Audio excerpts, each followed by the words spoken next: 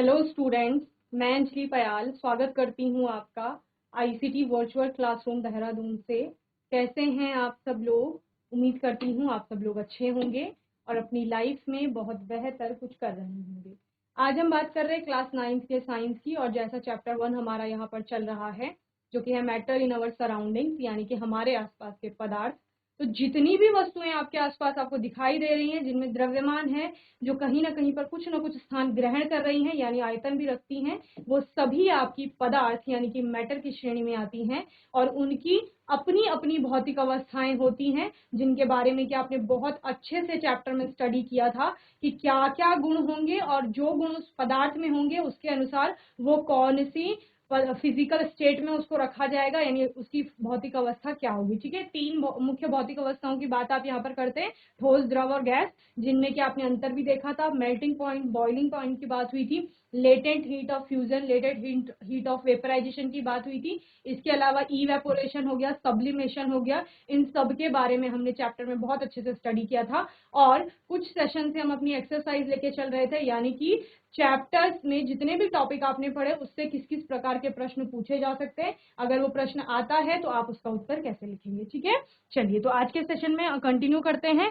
कि हमने last session में क्या क्या देखा था। एक बार उसको रिवाइज करेंगे जो जो क्वेश्चंस हमने लास्ट सेशन में देखे थे और फिर आगे चलेंगे। ओके,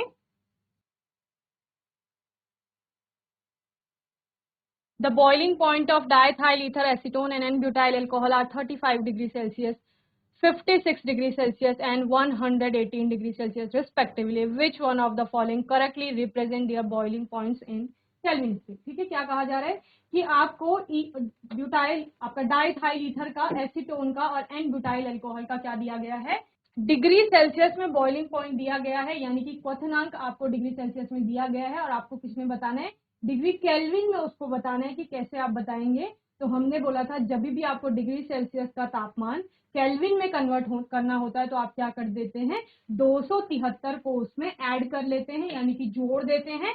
तो जो जो तापमान आपको मिल रहा है उसमें आपने कितना ऐड कर लिया, 273 ऐड कर लिया, तो आपको क्या मिल गया, वो तापमान केल्विन में मिल। ठीक है, जैसे आप क्या करते थे छोटी क्लासेस में, 1 मीटर में इतने सेंटीमीटर हैं तो बताइए 4 मीटर में कितने सेंटीमीटर हैं, 10 मीटर में कितने सेंटीमीटर हैं, तो उस प्रकार से आप मीटर को सेंटीमीटर में व्यक्त करते थे। वैसे ही आप यहाँ पर क्या कर रहे हैं, डिग्री सेल्सियस को केल्विन में व्यक्त करना चाह रहे हैं, तो आपको 273 उसमें जोड़ना पड़ेगा। तो इस प्रकार से आपने 35 डिग्री में 273 ऐड किया, 56 में आपने 273 ऐड किया, 118 में आपने 273 ऐड किया, तो आपका कितना आ गया, 35 में 273 ऐड करेंगे तो 308 आ जाएगा। ठीक है, 56 में आप 273 ऐड करेंगे तो कितना आ जाएगा, 329, और आपका 391 आ जाएगा जब आप 118 में 273 ऐड कर रहे हैं। तो इस प्रकार से आपने सभी का तापमान केल्विन में व्यक्त किया है।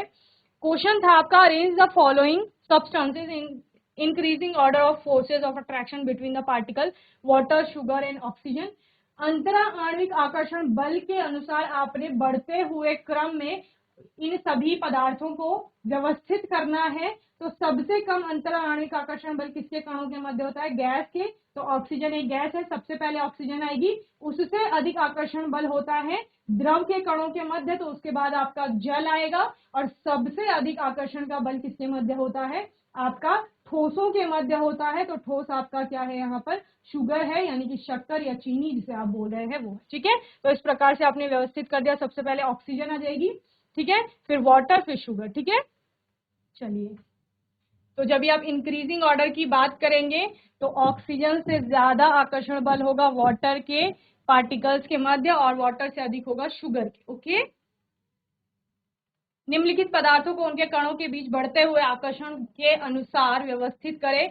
तो सबसे कम होता है ऑक्सीजन के कणों के मध्य। ऑक्सीजन आपकी गैस है, तो आप क्या बोलते हैं, गैस के कण दूर दूर व्यवस्थित रहते हैं। ठीक है, और रैंडमली अरेंज रहते हैं कहीं पर भी। ठीक है, ये आपका क्या हो गया, गैस होगी, यानी कि जब आप ऑक्सीजन की बात कर रहे हो। ठीक है, इसके बाद आपने किसकी बात की, लिक्विड स्टेट की बात करते हैं आप, यानी द्रव अवस्था। द्रव अवस्था में एक कण थोड़ा पास पास आ जाते हैं और रैंडमनेस थोड़ा कम हो जाती है। आप बोलते हो कि ये लेस ऑर्डर होता है इनमें, या अरेंजमेंट उतना अच्छा नहीं होता है। और इसमें आपका क्या है, वाटर है, यानी कि H2O है। ठीक है, और लास्ट है आपका सॉलिड और सॉलिड में आपका क्या है, शुगर है, और इसके जो पार्टिकल्स थे वो बहुत टाइटली बॉन्डेड होते हैं या बहुत पास पास होते हैं, अंतरा अणु स्थान बहुत कम होता है, और आकर्षण का बल कैसा होता है, बहुत ही अधिक होता है। ठीक है, तो इस प्रकार से आपने इनको क्या कर लिया, व्यवस्थित कर लिया। ओके, चलिए नेक्स्ट क्वेश्चन था आपका, what is the physical state of water at 25 degree Celsius, 0 degree Celsius and 100 degree Celsius.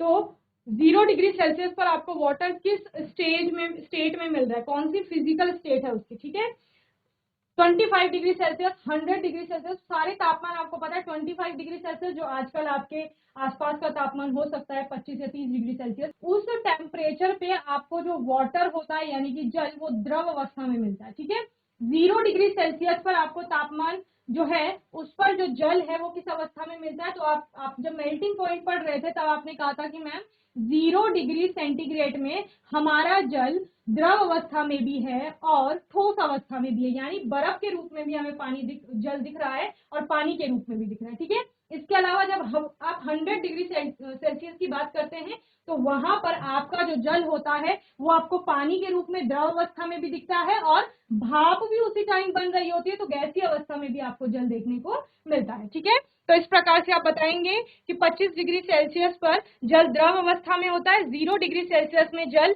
ठोस यानी बर्फ के रूप में और द्रव्य अवस्था में पानी के रूप में होता है, वहीं पर 100 डिग्री सेल्सियस में द्रव के रूप में है जब वो उबल रहा है, और गैसीय अवस्था में भाप के रूप में भी है क्योंकि उसका वाष्पन हो रहा है। ओके,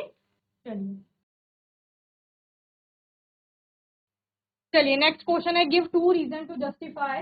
ए है आपका, water at room temperature is a liquid, कमरे के तापमान पर जल जो है वो द्रव अवस्था में है, इसके लिए आपको रीजन बताना है। तो जब आप पानी को देख रहे हो, सपोज आपके सामने पानी रखा हुआ है, ठीक है, वो पानी कैसा है, आपने पहले मेल्टिंग और बॉइलिंग पॉइंट पर लिया था, आपका क्वथनांक और गलनांक। ठीक है, दोनों चीजें आपने पढ़ ली थी। जब आप गलनांक की बात कर रहे थे तो वो 0 डिग्री सेल्सियस था, क्वथनांक की बात कर रहे थे तो 100 डिग्री सेल्सियस। 0 डिग्री सेल्सियस पे इससे पहले वाले क्वेश्चन में आप पढ़ चुके हैं कि वो ठोस भी है द्रव भी है। तो यानी जब आप 25 डिग्री सेल्सियस की बात कर रहे हो या 30 डिग्री सेल्सियस की रूम टेम्परेचर की आप जब भी बात कर रहे हो, वहां पर पानी आपको द्रव अवस्था में ही दिख रहा है। इसके अलावा आप कैसे बता रहे हैं कि वो द्रव अवस्था ही है। आपने कहा मैम पानी ग्लास में था और मैंने वो ग्लास का पानी बॉटल में डाल दिया, तो जब भी वो ग्लास में था उसने ग्लास का शेप लिए हुआ था, जैसा भी ग्लास का आपका आकार रहा होगा।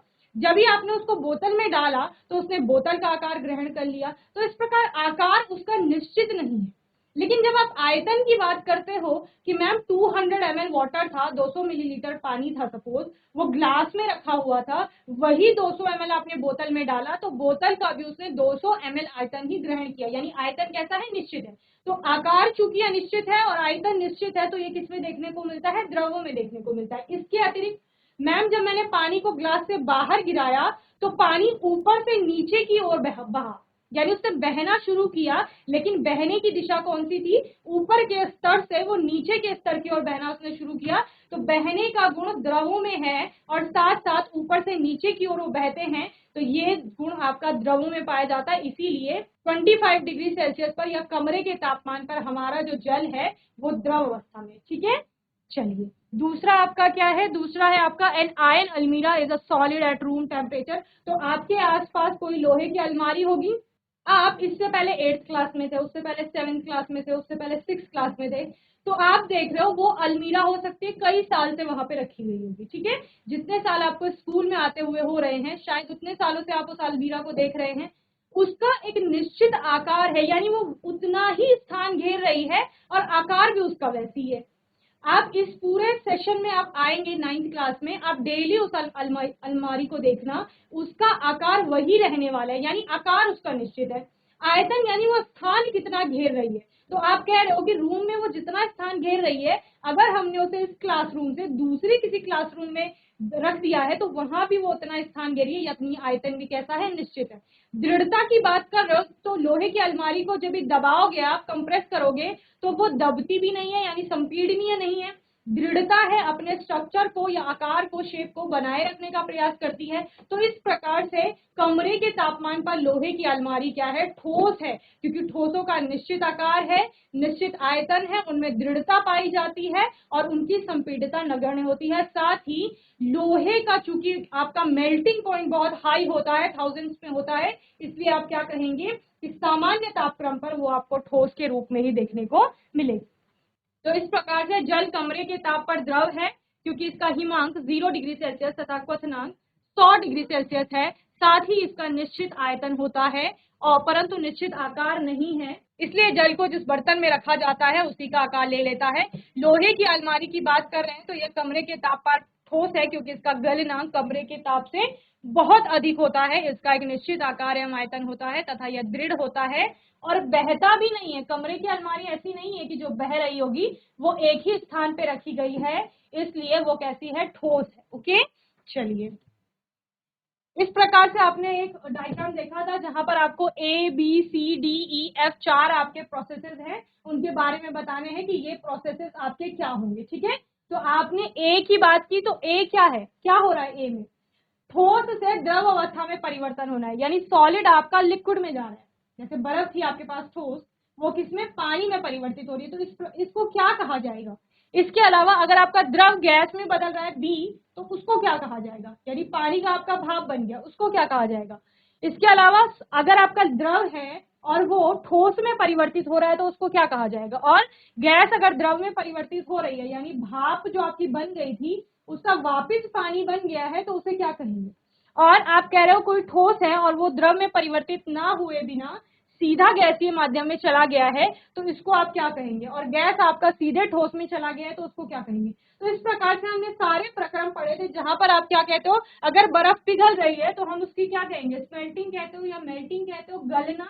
ठीक है, इसके अलावा लिक्विड आपका गैस में कन्वर्ट हो रहा है, यानी द्रव का क्या हो रहा है, इवेपोरेशन आप कहते हो या वेपराइजेशन कहा जाता है, वाष्पन जिसे आप कहते हैं। गैस आपकी द्रव में बदल रही है, जिस प्रकार आप कहते हो कि जल से भाप बन के पानी ऊपर उठा आसमान में, लेकिन ऊपर जाके क्या हो गया, बादलों का निर्माण हुआ, तो संघनन की प्रक्रिया हुई, यानी कंडेंसेशन वहां पर होता है। इसके अलावा लिक्विड जब सॉलिड में कन्वर्ट होता है तो फ्रीज होना कहते हैं आप। ठीक है, यानी कि पानी जो है वो जम गया है, फ्रीज होना कहेंगे, और सॉलिडिफिकेशन भी कहा जाता है उसको। ओके, इसके अलावा सॉलिड से अगर डायरेक्ट आपका गैसियस स्टेट में, जैसे आप कपूर की बात करते हैं कि कपूर को जब खुले में छोड़ा जाता है तो वो बिना कोई अवक्षेप छोड़े, सिर्फ वहां पर आपको स्मेल आती है कपूर की, जबकि पहले कपूर क्या था, आपका ठोस पदार्थ होता है, तो ठोस से सीधा गैसीय अवस्था में परिवर्तन हुआ है तो उसको आप क्या कहते हैं, ऊर्ध्वपातन कहते हैं। इसके अलावा गैस से ठोस में परिवर्तन भी आपका क्या है, ऊर्ध्वपातन है, जिसको सब्लिमेशन कहा जाता है। तो ए लिक्विफिकेशन, मेल्टिंग या फ्यूजन जिसे कहते हैं, बी आपका है वेपराइजेशन, सी आपका होगा, सी आपका सॉलिडिफिकेशन होगा यहाँ पर, ये आपका डी होगा और ये आपका सी। ठीक है, सी आपका क्या है, द्रव से आपका ठोस बन रहा है, यानी पानी से आपका बर्फ बन रहा है तो जमना कहोगे ना उसे, यानी कि सॉलिडिफिकेशन। और डी आपका क्या है, गैस से लिक्विड बन रहा है तो वो संघनन है, यानी कि कंडेंसेशन। ओके, चलिए यहाँ पर सही है, यहाँ पर डी आपको द्रव से ठोस कहा गया है और सी आपका क्या है, गैस से द्रव। तो गैस से द्रव कंडेंसेशन है, यानी कि जब भाप आपकी संघनित होगी, और जब पानी आपका बर्फ में परिवर्तित होगा तो उसको सॉलिडिफिकेशन, यानी सॉलिड का निर्माण हो रहा है, जम रही है आपकी पानी। ओके, चलिए आज के सेशन में बात करेंगे फिल इन द ब्लैंक्स की, यानी कि रिक्त स्थानों की पूर्ति करनी है, खाली स्थान मिलेगा वो आपको भरना है। प्रश्न पूछे जाएंगे अभी आपसे, उनका आंसर करेंगे। ठीक है, पहला है आपका evaporation of a liquid at room temperature leads to dash effect. ठीक है, आपको बताना है वाष्पीकरण जो होता है, वाष्पीकरण के कारण आपको कौन सा प्रभाव देखने को मिलता है। वाष्पीकरण होता है ना, जब भी कहीं पर भी वाष्पीकरण हो रहा है, जैसे कि आप कह रहे हो कि मटके में पानी रखा हुआ था तो मटके में वाष्पीकरण हो रहा था, तो वाष्पीकरण के कारण मटके में क्या हुआ। इसके अलावा आप क्या कहते हो, गर्मियों में हमारी बॉडी स्वेट करती है, स्वेटिंग के बाद हमें कैसा फील होता है, कैसा इफेक्ट आपको देखने को मिलता है, बताइए कौन आंसर करेगा। वाष्पीकरण के कारण कौन सा प्रभाव आपको देखने को मिल रहा है, जीआईसी साकिन खेद, आंसर करेगा कोई। यस, माइक ले लो जल्दी से। Afternoon ma'am. हेलो, क्या नाम है आपका। मैम आरती। आरती, आरती बताइए वाष्पीकरण के कारण कौन सा प्रभाव देखने को मिलता है? Ma'am condensation. हाँ वो प्रक्रम हो गया आपका, लेकिन अगर वाष्पीकरण हो रहा है, जैसे मैंने क्या बोला, मटके में आपका पानी रखते हैं हम गर्मियों में, मटका जो है वाष्पीकरण की प्रक्रिया पर काम करता है, उसके बाद मटके के अंदर क्या होता है? चलिए मटके में क्या रखा हुआ है बताओ, मटका या घड़ा जो बोलते हैं आप मिट्टी का, उसमें क्या होता है? पानी रखते हैं हम लोग, यस पानी रखते हैं, तो पानी कैसा हो जाता है? मैम ठंडा। ठंडा हो जाता है, ठीक है, वेरी गुड आरती। तो इस प्रकार, वेरी गुड आरती, सिट डाउन। आरती ने हमें बताया कि मटके में रखा हुआ पानी ठंडा हो रहा है, तो वो ठंडा किस वजह से हो रहा है? वाष्पीकरण से हो रहा है, ठीक है, सिट डाउन आरती।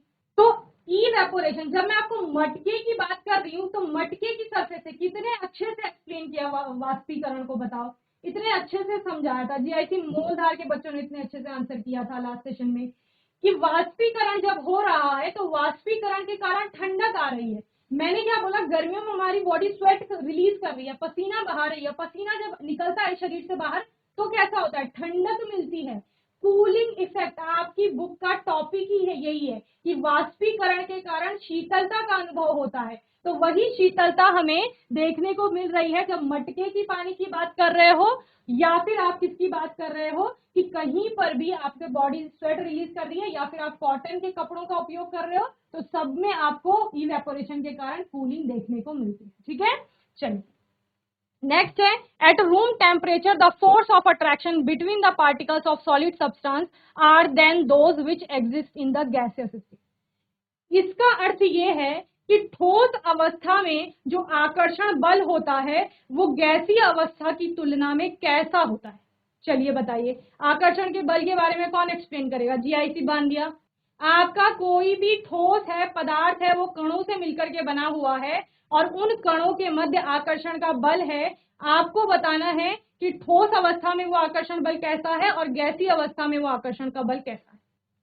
आकर्षण का बल होता है कणों के मध्य, वो ठोस अवस्था में कैसे होगा, और आपका जब आप गैसीय अवस्था की बात कर रहे हो तब वो आकर्षण का बल कैसा होगा? कौन आंसर करेगा? जीआईसी साकिन खेत। क्या प्रश्न था? ठोस अवस्था में पदार्थ के जो कण होंगे, ये ठोस अवस्था है, इसमें ये पदार्थ है आपका एक पेन, इसके कण होंगे छोटे छोटे, उनके बीच में आकर्षण का बल है, वो आकर्षण का बल कैसा है?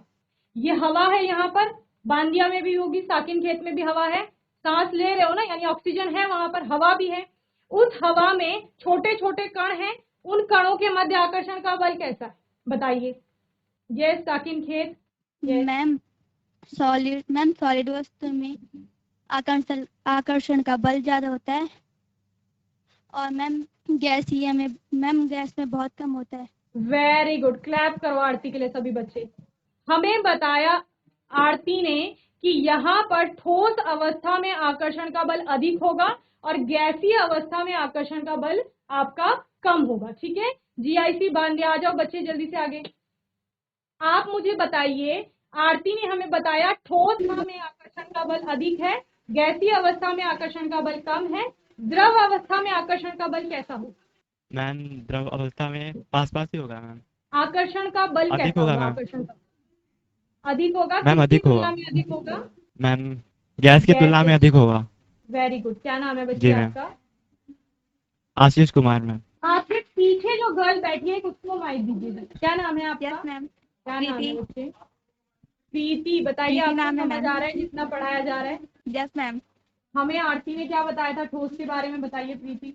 मैम उन्होंने बताया था कि ठोस अवस्था आकर्षण बल, ठोस अवस्था में आकर्षण का बल अधिक होता है गैस की अवस्था तुलना से में, ठीक है। अधिक होता है।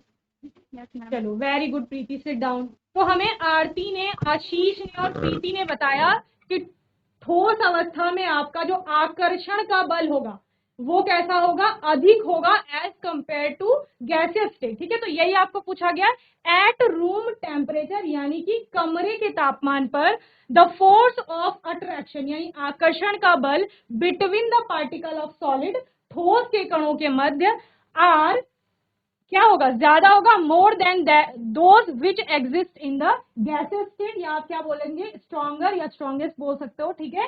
तो इस प्रकार से आपका क्या आ जाएगा, stronger than those which exist in the gaseous state, ठीक है। यानी आप क्या कह रहे हो, आप कह रहे हो कि मैम मैं टेबल पे हाथ रख रहा हूं तो मेरा हाथ आर पार नहीं जा रहा है, क्यों, क्योंकि टेबल क्या है, ठोस अवस्था है।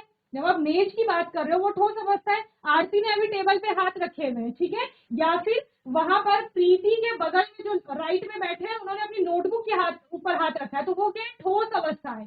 वहां पर जो पार्टिकल्स हैं वो टाइटली बॉन्डेड है, अट्रैक्शन का फोर्स जो है वो बहुत ज्यादा है, इस वजह से हाथ आर पार नहीं जा रहा है।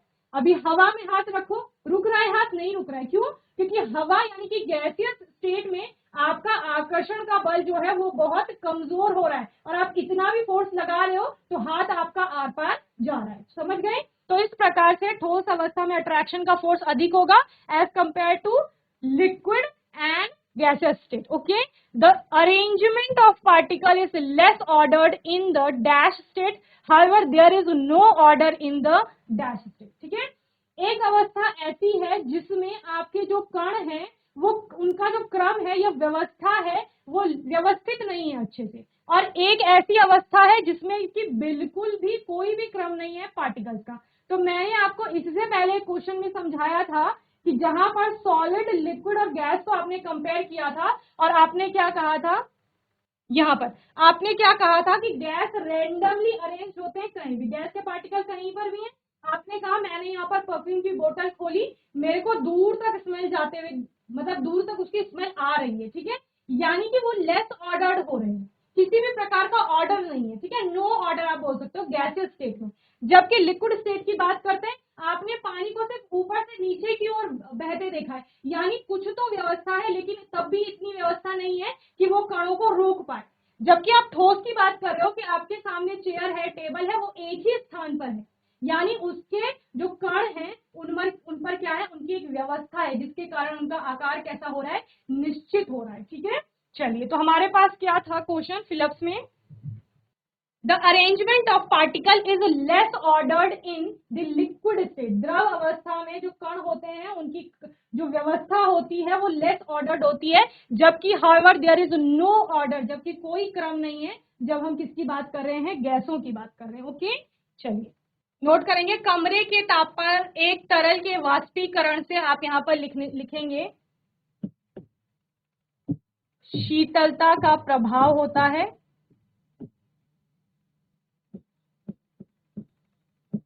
ठीक है। दूसरा है आपका, कमरे के ताप पर ठोस पदार्थों के कणों के बीच आकर्षण बल गैसीय अवस्था में मौजूद की तुलना में मजबूत होते हैं, ठीक है, ये आकर्षण के बल, और कणों की व्यवस्था द्रव में कम क्रम वाली होती है, हालांकि गैसीय में कोई व्यवस्था नहीं होती। चलिए नोट करेंगे जल्दी से। चलिए नेक्स्ट है आपका fourth, dash is the change of gases state directly to solid state without going through the dash state, ठीक है। मैंने आपको क्या बताया था इससे पहले, जो आपने एक डायग्राम देखा था ABCDE जिसमें आपने प्रक्रम बताए थे, तो यहाँ पर उसी प्रक्रम की बात हो रही है। ठोस अवस्था का बिना द्रव अवस्था में जाए सीधा गैसीय अवस्था में परिवर्तन हो रहा है, यानी आप बर्फ को गर्म कर रहे हो और वो सीधा भाप बना रही है, ऐसा कुछ हो रहा है, तो उस प्रक्रम को क्या कहा जाता है, बताइए कौन आंसर करेगा जल्दी से। GIC बंदिया और साकिन खेत। ठोस अवस्था का सीधे गैसीय अवस्था में परिवर्तन होता है, ऐसे प्रक्रम को क्या कहा जाता है। जैसे आपने कहा कि मैम कपूर था और कपूर खुले में आते ही सीधा उसकी स्मेल आने लग गई, जबकि वहां पर कोई भी उसने बाय प्रोडक्ट नहीं छोड़ा, तो कपूर का क्या हुआ वहां पर। चलिए, तो ठोस अवस्था का द्रव अवस्था में परिवर्तन नहीं हो रहा है, सीधे गैसीय अवस्था में परिवर्तन हो रहा है। इस परिवर्तन को या इस प्रक्रम को आप ऊर्ध्वपातन कहते हैं। क्या कहते हैं, ऊर्ध्वपातन, यानी सब्लिमेशन। ऊर्ध्वपातन में आप कह रहे थे कि जिस भी पदार्थ को हम ऊष्मा दे रहे हैं ठोस अवस्था में, वो द्रव अवस्था में नहीं जा रही बल्कि वो सीधा गैसीय अवस्था में जा रही है, इसको आपका ऊर्ध्वपातन कहा जाता है। तो यहाँ पर आपका आएगा sublimation is the change of gaseous state directly to solid state without going through the liquid state, यानी द्रव अवस्था में उसका परिवर्तन नहीं हो रहा है। ओके, चलिए फिफ्थ है आपका, the phenomena of change of a liquid into the gaseous state at any temperature below it's boiling point is called evaporation और वेपोरेशन। इस प्रकार से ऊर्ध्वपातन गैसीय अवस्था का बिना द्रव से गुजरे सीधे ठोस अवस्था में परिवर्तन है, और किसी द्रव के क्वथनांक से कम ताप पर गैसीय अवस्था में परिवर्तन की परिघटना वाष्पीकरण कहलाती है। ओके, चलिए, तो मैं उम्मीद करती हूँ आज का सेशन सबको, सभी बच्चों को अच्छे से समझ में आया होगा। आज के सेशन में जीआईसी साकिनखेत, जीआईसी बांदिया से आपके आरती, आशीष, इन्होंने बहुत अच्छे से आंसर किया है। आने वाले सेशन में इसी प्रकार से बच्चे आंसर करेंगे और अपनी पढ़ाई को करते रहेंगे। आपका कोई भी डाउट होगा, कोई भी क्वेश्चन होगा तो आप लोग आने वाले सेशन में पूछ लेंगे। और तब तक के लिए आईसीटी वर्चुअल क्लासरूम से जुड़ने के लिए धन्यवाद।